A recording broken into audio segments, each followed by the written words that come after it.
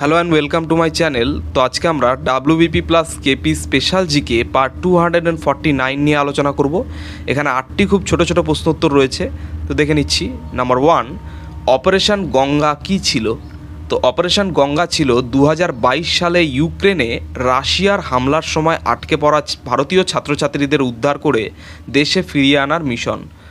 Next number 2, operation দেবী শক্তি কেন শুরু করা হয়েছিল? তো 2021 সালে আফগানিস্তান থেকে অত্যাচারিত হিন্দু ও শিখদের উদ্ধার করার জন্য অপারেশন দেবী শক্তি চালু করা হয়েছিল। নেক্সট নাম্বার 3, বন্দে ভারত মিশনের উদ্দেশ্য কী ছিল? তো কোভিড-19 সময় 2020 সালে বিশ্বের বিভিন্ন দেশ থেকে আটকে পড়া ভারতীয় নাগরিকদের দেশে ফিরিয়ে আনার জন্য বন্দে ভারত মিশন চালানো হয়েছিল। নেক্সট নাম্বার 4, ভ্যানিলা মিশন কোথায় এবং কেন পরিচালিত হয়? তো 2020 সালে মাদাগাস্কারে ঘূর্ণিঝড়ের ফলে সৃষ্ট বিপর্যয়ের সময় দেশটিকে সাহায্য করার জন্য ভ্যানিলা মিশন পরিচালিত হয়। নেক্সট নাম্বার 5, অপারেশন সংকল্পের উদ্দেশ্য কী ছিল? তো পারস্য উপসাগর ও ওমান উপসাগর অঞ্চলে ভারতীয় পণ্যবাহী জাহাজগুলির সুরক্ষা প্রদান করার জন্য অপারেশন সংকল্প চালু করা হয়েছিল। নেক্সট নাম্বার 6, অপারেশন বন্দরের পেছনের কারণ কী ছিল?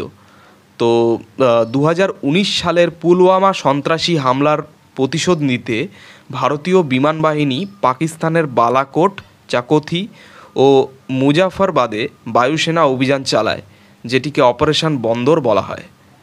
নেক্সট নাম্বার 7, কেরালার বন্যা পরিস্থিতিতে ভারতের কোন অপারেশন চালানো হয়? তো কেরালার বন্যা পরিস্থিতিতে দেখো বলছে 2018 সালের কেরালার ভয়াবহ বন্যার সময় ক্ষতিগ্রস্ত মানুষদের উদ্ধার করতে অপারেশন টার্গেট চালানো হয়।